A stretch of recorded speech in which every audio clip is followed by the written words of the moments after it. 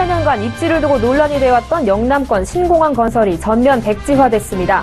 대신 기존 김해공항을 확장하는 방안이 결정됐습니다. 이달 들어 반짝 회복세를 보였던 수출이 중순을 지나며 다시 감소하면서 이달 들어 어제까지 수출액이 1년 전 같은 기간보다 12.8% 줄었습니다.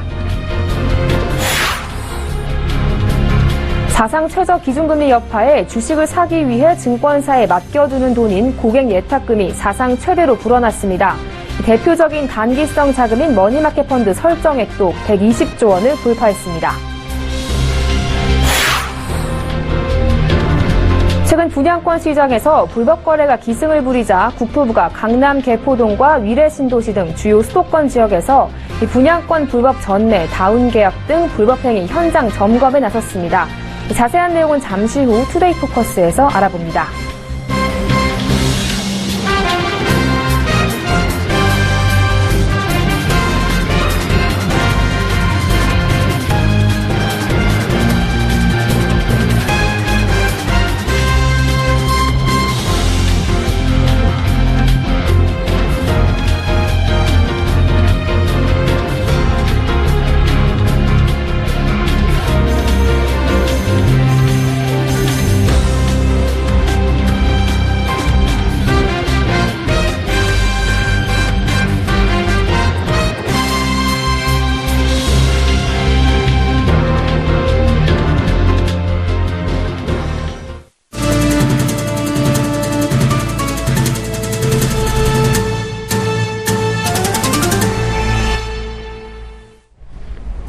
여러분 안녕하십니까? 21일 화요일 생경제연장 오늘의 주요 뉴스입니다.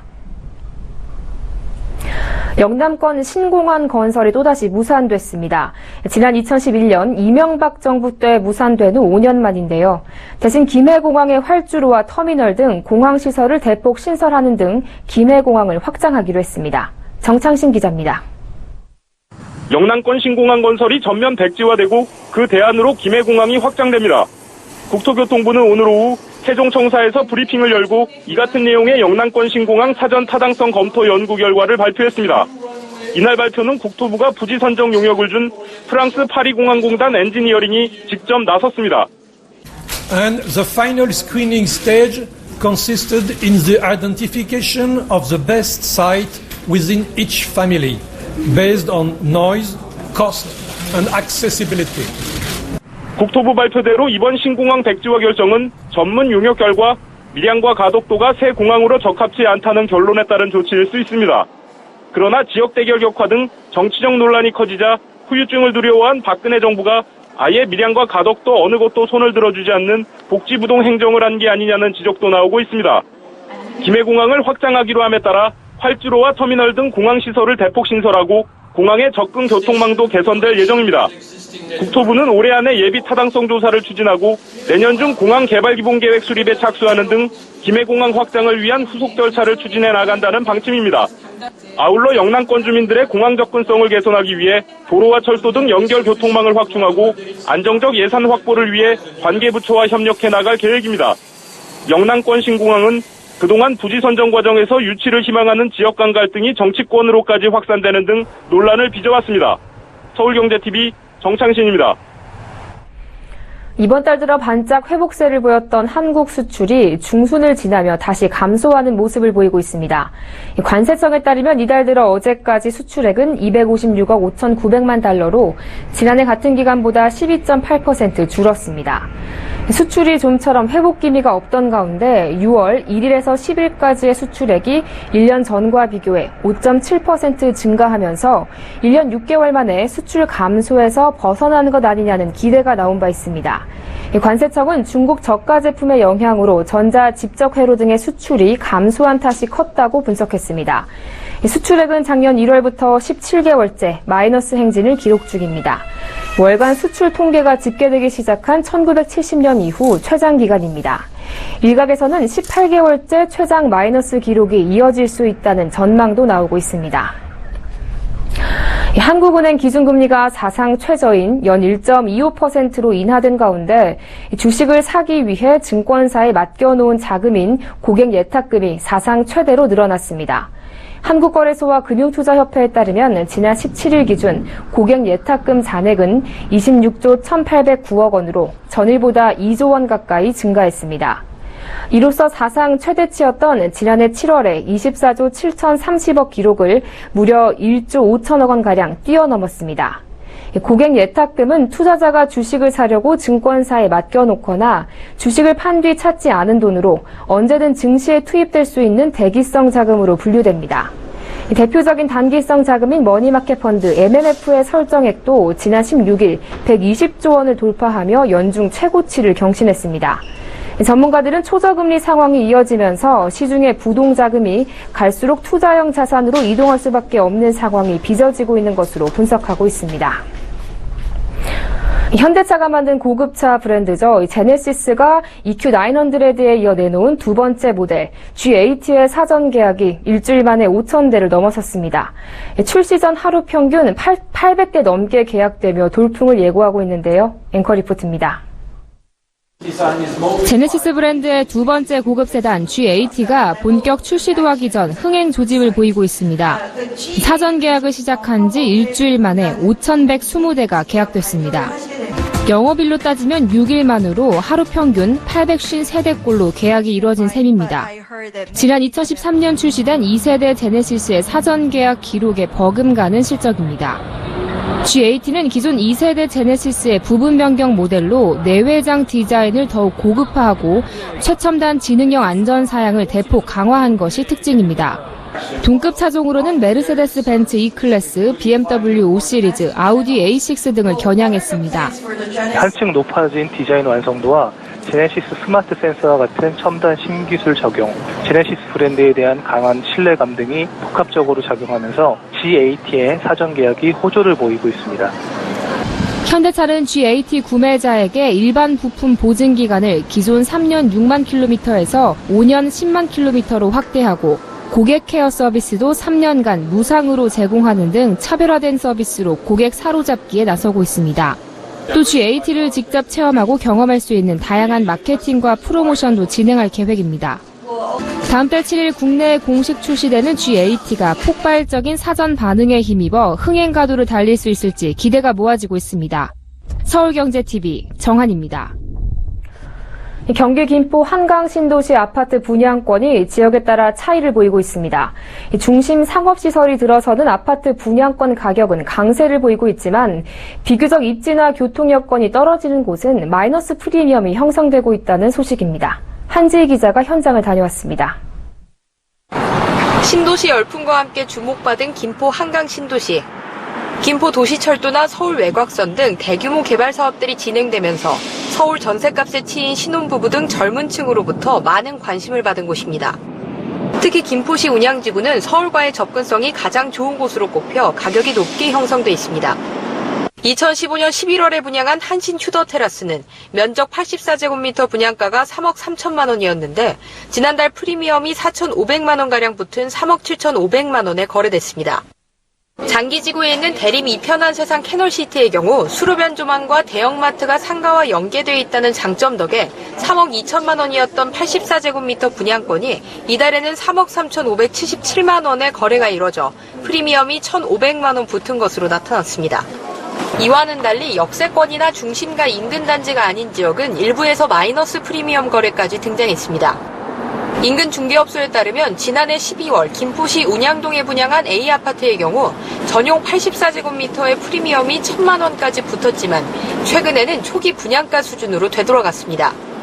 마이너스 프리미엄 거래도 있는 것으로 전해졌습니다. 올림픽대로와 연결된 한강 신도시 IC 초입에 위치해 상대적으로 서울 진입은 유리하지만 장기 IC교 고가도로가 있어 소음이 심한 점이 단점으로 작용했다는 분석이 나옵니다. 2014년 5월에 김포시 감정동에 분양한 B아파트도 마찬가지. 84제곱미터 분양가는 3억 3천만 원으로 2014년 12월에만 프리미엄이 1,400만 원 가까이부터 거래됐지만 단지 앞에 98호선 연결도로가 생긴다는 소식에 최근 분양권 가격이 분양가보다 500만 원 빠져 거래됐다고 인근 부동산은 전했습니다. 부동산 전문가들은 2018년 김포 도시철도가 완공되고 도시정비가 오는 2020년까지 마무리되면 집값이 더 오를 여지는 있지만 같은 단지여도 중심 상업시설의 위치와 교통 여건 등에 따라 가격 차이가 크기 때문에 이 점을 고려해 투자해야 한다고 조언합니다. 서울경제TV 한지입니다.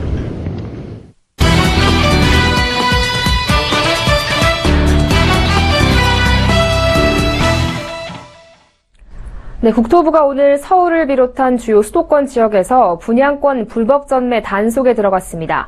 최근 분양권 시장에서 불법 거래가 급증하고 있어 이를 집중 점검하고 주택시장의 교란 행위를 잠재운다는 방침인데요. 최근 기승을 부리고 있는 분양권 시장의 불법 행위를 보도국 양한나 기자와 함께 짚어보겠습니다. 안녕하세요. 네, 안녕하세요.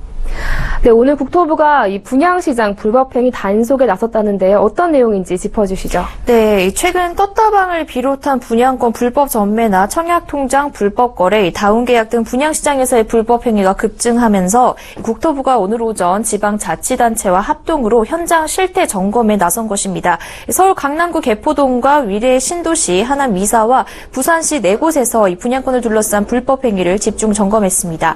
이번 점검을 위해 국토부와 지자체 공무원 40명에서 50명이 파견이 됐는데요. 국토부는 오늘 이후로 단속 기한을 두지 않고 점검 지역을 더 확대해 나간다는 방침입니다. 또 분양권 프리미엄이 높게 만들어지거나 거래가 많이 발생하는 지역에 대한 모니터링이 이제까지는 한 달에 한 번 이뤄졌는데요. 앞으로는 이 모니터링을 매일 실시해서 허위 신고가 의심될 경우 지자체 즉시 통보해 정밀 조사를 벌일 계획입니다.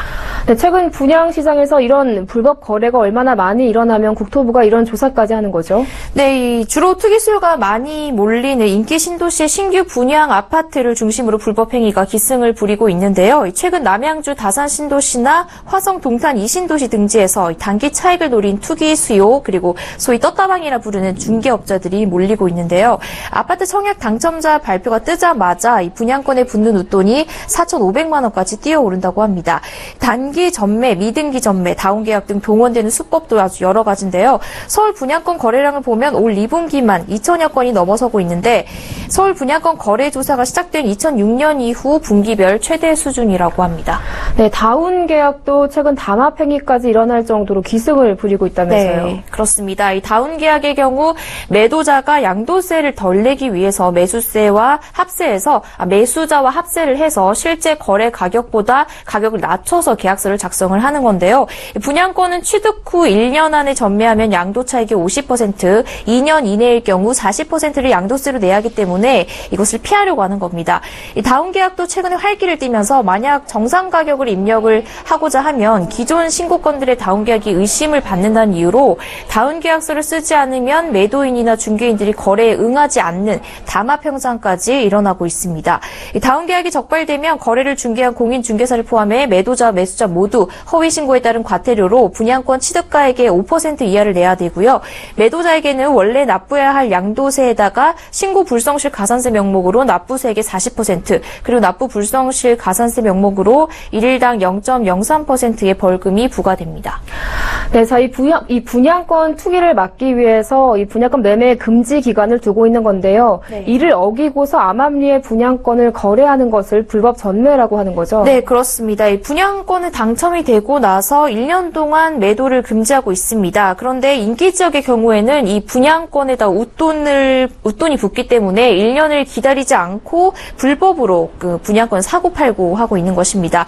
법보다는 당장 눈앞에 돈이 더 커 보이는 그런 것이죠. 또 불법 전매를 하더라도 적발이 쉽지 않아서 처벌을 받는 사람이 많지 않은 것도 불법 전매를 계속해서 부추기는 요인이라고 볼 수 있는데요. 이 불법 전매는 적발될 경우 매도자는 물론 매수자 역시 3년 이하의 징역이나 3천만 원 이하의 벌금형에 처해지고 10년간 청약 자격도 제한이 되는데요.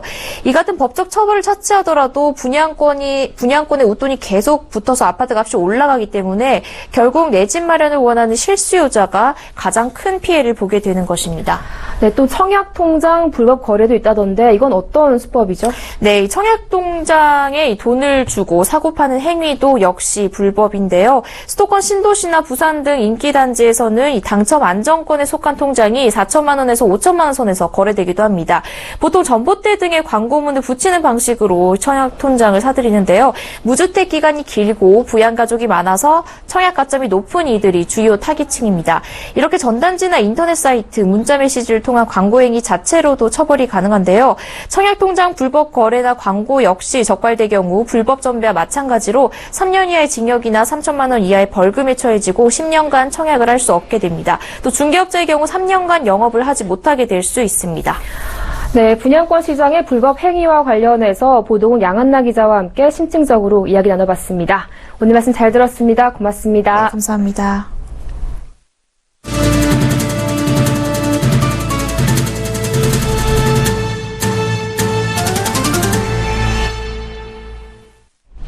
국토연구원이 올해 주택 인허가 물량이 59만 가구에서 63만 가구 정도가 될 것으로 예측했습니다.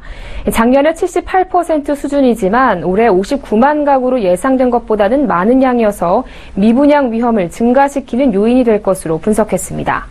국토교통부 집계 결과 올해 들어 4월까지 주택 인허가 물량은 22만 2천여 가구로 작년보다 30.9% 증가했습니다. 지역별로는 수도권이 11만 가구, 지방이 12만 가구로 각각 18.3%와 45% 늘어난 것입니다. 하지만 하반기 인허가 물량은 상반기보다는 줄 것으로 보고서는 전망했습니다. 주택시장이 회복 국면에 들어설 때는 하반기 인허가 물량이 증가하고 고점에서 조정 국면으로 떨어질 때는 하반기 인허가 물량이 감소하는 그간의 주택시장 경향을 반영한 것입니다.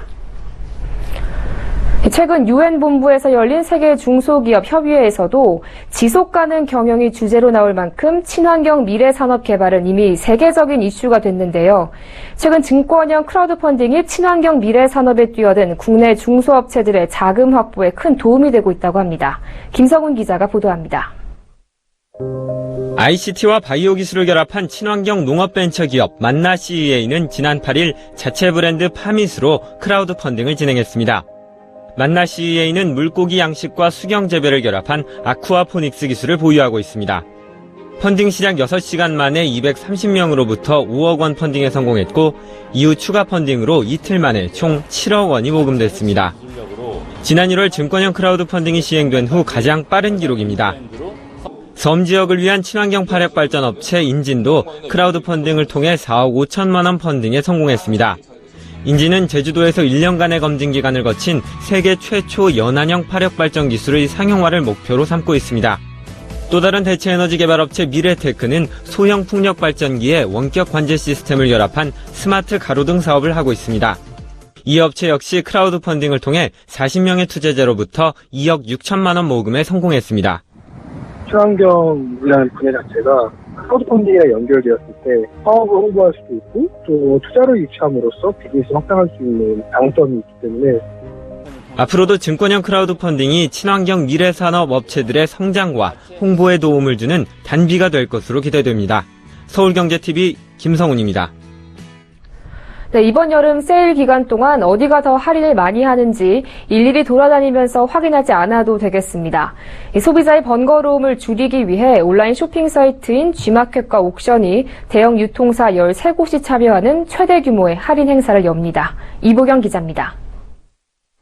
G마켓과 옥션이 진행하는 대규모 할인 행사. 백화점이나 대형마트, 홈쇼핑에서 진행하고 있는 할인 행사를 모두 모아 한 번에 보여줍니다. 원하는 품목을 더 싸게 사기 위해 백화점부터 마트까지 발품을 팔거나 여러 사이트를 돌아다니며 손품을 팔지 않아도 됩니다. 대형 파트너사가 모두 참여하는 최대 규모의 연합 행사로 발품 팔지 않는 편하고 합리적인 쇼핑에 도움이 될 걸로 예상이 되고요. 우선 오는 30일까지 백화점, 대형마트, 홈쇼핑 등이 참여하는 대규모 할인 프로모션인 G마켓 프리미엄 슈퍼세일과 옥션 그랜드 세일이 열립니다. 참여업체는 롯데백화점, 현대홈쇼핑, 홈플러스 등 총 13개 대형 유통업체입니다. 패션 뷰티, 생필품, 디지털 가전제품 등 다양한 상품을 최대 40%까지 할인 판매하고 슈퍼딜과 올킬과 같은 핫딜 코너를 통해 추가 할인 상품도 선보입니다. 업체별로 할인 쿠폰도 제공하며 30만 원 이상 구매하면 만 원을 캐시백으로 돌려줍니다. 또 다음 달 4일부터 10일까지는 백화점 오프라인 여름 정기 세일 기간에 맞춰 공동 할인 행사를 엽니다. G마켓과 옥션이 동시에 여는 백화점 정기 세일에는 롯데백화점, 신세계백화점, 현대백화점, 갤러리아 백화점 등 6개의 백화점이 참여합니다. 서울경제TV 이보경입니다. 미국의 전기차 업체인 테슬라가 서울에 오픈할 공식 판매 대리점을 준비하는 것으로 확인돼 한국 진출을 본격화하는 게 아니냐는 전망이 나오고 있습니다. 테슬라 홈페이지에는 서울에서 근무할 매장 매니저, 판매 고문, 소프트웨어 품질 보증 엔지니어 등을 구한다는 채용 공고가 올라와 있습니다. 근무지가 서울이라고 적혀 있어 판매 대리점의 위치가 서울임을 짐작할 수 있습니다. 테슬라는 내년 말 모델 3를 출시할 예정인 가운데 국내 계약자들은 2018년에 차량을 인도받을 수 있을 것이라는 관측이 나오고 있습니다. 테슬라는 작년 11월 테슬라 코리아 유한회사라는 이름의 국내 법인 등록을 마쳤으나 그동안 국내 진출 시기는 미정이었습니다. 최근 IT 기기를 담보로 대학생과 취업준비생 그리고 저신용자 등에게 금전을 빌려주는 인터넷 전당포 관련 피해가 늘어나고 있습니다. 인터넷 전당포는 온라인을 통해 광고와 상담을 하고 이를 오프라인 대부업과 연결해 운영하는 전당포를 말합니다.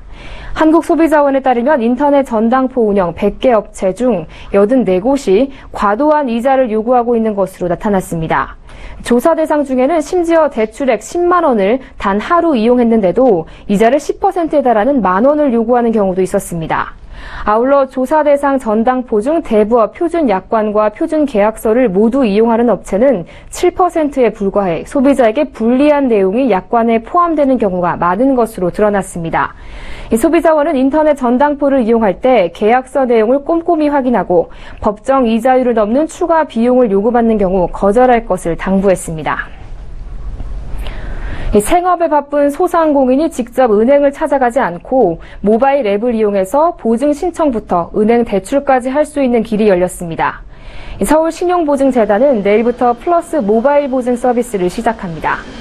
소상공인이 스마트폰 앱이나 인터넷으로 플러스 모바일 보증을 신청하면 재단 직원이 직접 사업장을 방문해 심사한 뒤 전자신용보증서를 발급해주고 은행에 대출을 받을 수 있도록 도와주는 시스템입니다.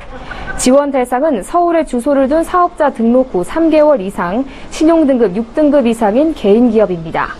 대출 한도는 최대 2천만 원에 1년 거치 후 4년 균등 분할 상환, 5년 만기 보증 방식입니다.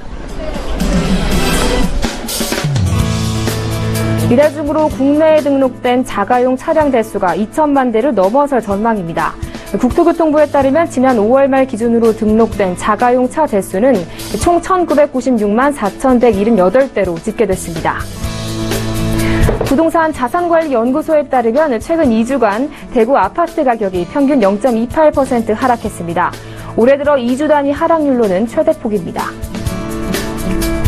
2013년 11월 서울 강남구 고급 아파트에 충돌한 헬리콥터의 소유주인 LG전자가 이 아파트 주민에게 정신적 피해에 따른 손해배상금 600만 원을 주라는 판결이 나왔습니다. 결혼정보회사 듀오에 따르면 결혼정보업체를 통한 초혼 연령이 남성은 약 36세, 여성은 33세로 10년 사이 2살 이상 높아진 것으로 조사됐습니다.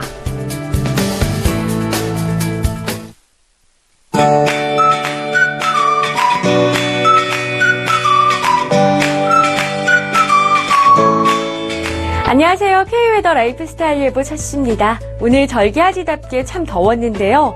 내일도 무더운 가운데 장맛비가 예상됩니다. 비 오는 시간을 살펴보면 제주도는 오늘 밤에서 내일 자정, 전남 해안은 오늘 밤에서 내일 밤 사이가 되겠고요. 호남 대부분 지방과 경남, 경북 남부 지방은 내일 새벽에서 밤 사이, 충청과 경북 북부는 새벽에서 저녁 사이에 오겠습니다. 그 밖의 지방은 내일 아침에서 이른 오후에 비가 올 것으로 예상됩니다. 특히 충청과 남부 지방을 중심으로 고온 다습한 공기가 유입되고 지형적인 영향이 더해지면서 돌풍과 함께 천둥, 번개를 동반한 시간당 20mm 내외의 강한 비와 함께 많은 비가 내리는 곳이 있겠습니다. 경북 북부를 제외한 남부 지방과 충남 해안으로는 30에서 80, 제주 산간과 남해안으로는 120mm 이상으로 많은 비가 내리겠습니다. 때문에 이 지역으로는 안전사고에 유의하셔야겠습니다. 충남 해안을 제외한 충청, 정도, 경북 북부는 20에서 50, 서울, 경기, 강원도는 5에서 20mm가 예상됩니다. 이 시각 위성 영상인데요. 현재는 전국에 비 소식 없이 대체로 구름만 많습니다. 다만 남서쪽에 있는 비구름대가 몰려오면서 늦은 밤 제주도와 전남 해안을 시작으로 내일은 전국에서 비가 내리겠습니다. 비가 내리다 늦은 오후부터는 점차 장마 전선의 영향에서 벗어나겠습니다. 그럼 자세한 지역별 내일 날씨는 나절 예보를 통해서 살펴보겠습니다. 중부지방 흐려져 비가 오다 이른 오후에 서울, 경기, 강원도부터 그치기 시작해 저녁에는 충청도도 그치겠습니다. 비가 와서 습기가 많은 가운데 한낮 기온도 서울 29도, 춘천 30도까지 높게 올라 무덥겠습니다. 강원 동해안은 이른 오후에, 경북 북부 동해안은 저녁에, 그 밖의 동해안 지방은 밤에 비가 그치겠고 한낮에 상대적으로 선선하겠습니다. 속초 24도, 강릉은 23도까지밖에 오르지 못하겠습니다. 남부지방에 내리는 비는 대체로 저녁에서 밤 사이에 그치겠습니다. 오늘은 한낮 기온이 30도 안팎이었지만 내일은 광주 26도로 오늘보다 낮아지겠습니다. 전해상도 비가 오는 가운데 물결도 높게 일겠습니다. 목요일에는 대부분 지역이 구름만 많겠습니다. 장마가 쉬어가겠는데요. 하지만 다시 금요일에서 토요일 사이 전국에 장맛비가 내리겠습니다. 날씨였습니다.